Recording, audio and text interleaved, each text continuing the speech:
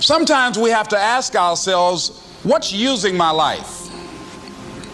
Heard a guy give a lecture one time that says, we are today what we were when. And he was talking about the fact that we, to a great extent, behave, think, react because of some previous experience that we've had. One of the things that we know about life is that it is always changing.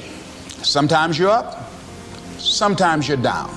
Sometimes things go real well, and sometimes they don't. Sometimes you're happy, and sometimes you're sad. Now that's that thing called life. And when we begin to understand and know that, accepting that reality that we will never ever have things just on an even keel all the time, that you're going to have some ups and you're going to have some downs, but during those down moments, that's where the growth takes place. That's where the work is. See, anybody can feel good when they have their health, their bills are paid, they have happy relationships, business is successful. Anybody could be positive then. Anybody can have a larger vision then. Anybody can have faith under those kinds of circumstances. Am I correct? See, but the real challenge of growth, mentally, emotionally, and spiritually, comes when you get knocked down. Somebody said that adversity introduces a man to himself or a woman. How you handle it, that's where the growth takes place. When I was facing some challenges, I had a guy say something to me, and I suggest this is one of the first things that you want to do when you're facing a challenge. You want to get unstuck. Evaluate where you are. Look at it, assess yourself. Assess yourself and assess the situation. What brought you there? What role did you play? Earl Nightingale had a saying I like. He said, all of us are self-made, but only the successful will admit it. What has brought you to this point? What did you learn from it? Are you learning anything, or are you doing it over and over and over again? Somebody said that insanity is doing the same thing in the same way, expecting a different outcome. Are you going through it, or are you growing through it? Are you bigger and better because of it? Because it's not going to leave you until you grow through it. I was going through a major challenge in my life that was wearing me out, that was using me.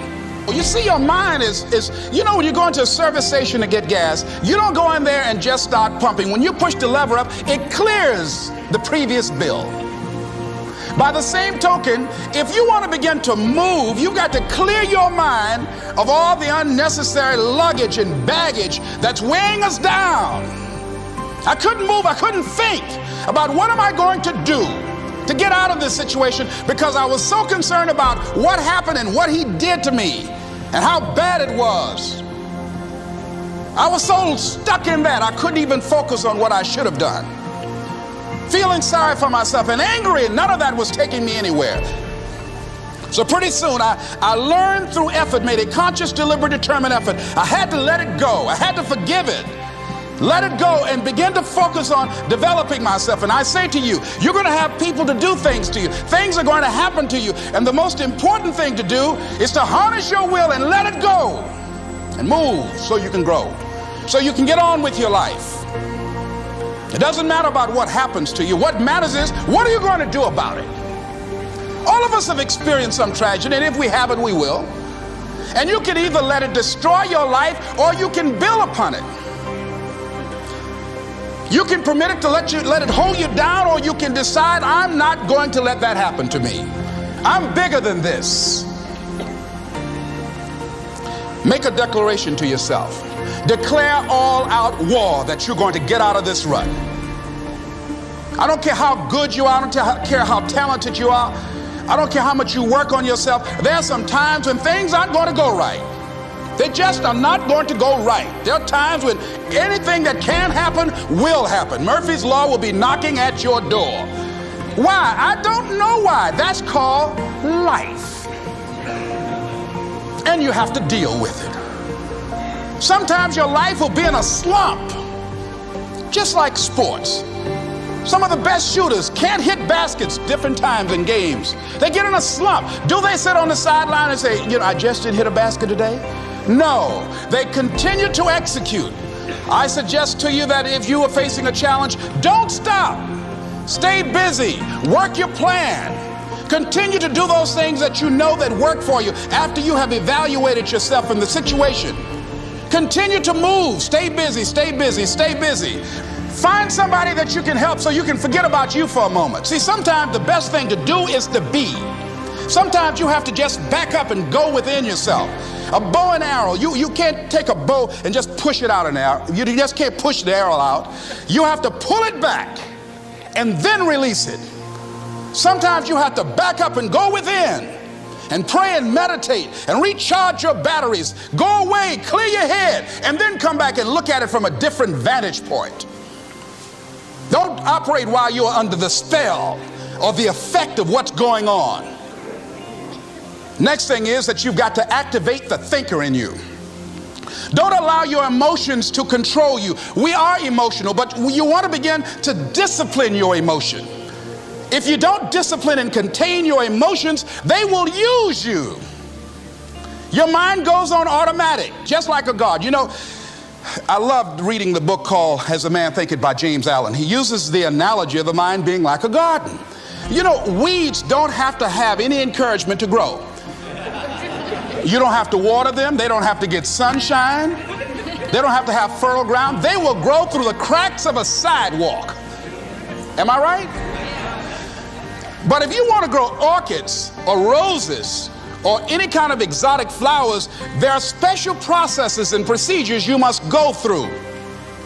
Well, by the same token, you don't have to force yourself or motivate yourself to think negatively, to be depressed, to hate somebody, to want revenge, to want to get back at somebody, to beat yourself up over the head, to feel loaded with guilt. You don't have to make any effort to do that. Your mind is on automatic. It will do that by itself.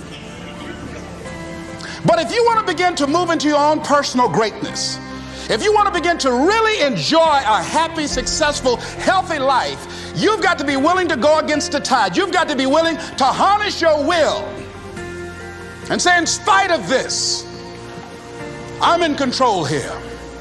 I'm not going to let this get me down. I'm not going to let this destroy me. I'm coming back, and I'll be stronger and better because of it. You have got to make a declaration that this is what you stand for. You're standing up for your dreams. You're standing up for peace of mind. You're standing up for health. You want it, and you're going to go all out to have it. It's not going to be easy. When you want to change, it's not easy. If it were in fact easy, everybody would do it. But if you're serious, you'll go all out. So yes, I'm going to turn this situation around. I'm not going to sit back and moan and cry over what happened and what went wrong and who did what. I'm going to do something about this situation. The next thing that is important is that expect things to get better for you, because they are. See, life is cyclic. You're not, whatever experience you're having right now, it has not come to stay. It has come to pass. Not to stay, just to pass. It's just going through. The biggest challenge is to know what's happening. This is a part of this thing we call life. This too shall pass. And maintaining perspective, putting it in perspective. The other thing is take full responsibility for your life. Accept where you are and the responsibility that you're going to take yourself where you want to go. Someone said we have two primary choices in life. We can either accept conditions as they exist, or we can take the responsibility to change them. See, a lot of people want to exempt themselves from taking responsibility. All they want to do is talk about the problem. Every time you see them, they'll tell you their story over and over and over and over again. No. You want to take responsibility for your life. I got me here, I can get me out of this. And I'm getting out. I'm not going to be a volunteer victim. George Bernard Shaw said there are two kinds of people in life. You know, he said those that make things happen, those that watch things happen, and those that don't know what happened. And he said the people that get along in this life look around for the circumstances that they want, and if they can't find them, they make them. They create them. So part of beginning to get unstuck, you've got to decide that the behavior pattern that you have adopted doesn't work for you. You've got to change your strategies, and changing your strategy means reinventing your life, recreating you, and you have the power to do that. You can decide that you're going to change, that you're not going to be a wimp. You can decide that you're going to stand up to life. You can decide that I'm going to live each day as if it were my last. You have the power to make that decision. You can decide I'm going to work on myself and develop myself. I'm going to empower me. And all of these things that are happening to me right now, they're just temporary inconveniences. They're not stronger than I am. I'm in charge here.